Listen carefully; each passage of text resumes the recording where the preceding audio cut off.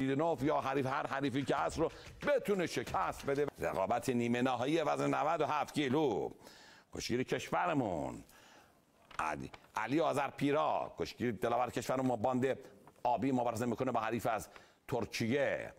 مربی ترکیه هست. یک لحظه تعادل حریف به هم میخوره که ببینیم مسئله پیش میاد و خودشو ببینن پرتاب فصل موفق میشه به دنبال کار کردن دستا در تلاش اینجا پای حریف رو خارج میکنه و موفق میشه یک امتیازی که بگیره از گیداک از ترکیه. متروتوشک یه لحظه خالی میکنه با یه چرخش کار خونسا میکنه، اما این بار دیگه نمیتونه. دلاوری از تهران شرق تهران یه سربندوپه همچنین موفق میشه خاک کنه حریف، یه سربندوپه تکنیکی به اجرا میذاره و موفق میشه حریف خودش رو خاک کنه. دو امتیاز میگیره از حریف خودش، میره برای پیاده برانداز. یه لحظه پیاده برانداز به اجرا رو کف دست میتابونه، یه دو امتیازی هم میگیره. این یک بار دیگه بتابونه، دو امتیازی هم میتونه بگیره. این بار هم اجرا میکنه برانداز پیاده برانداز.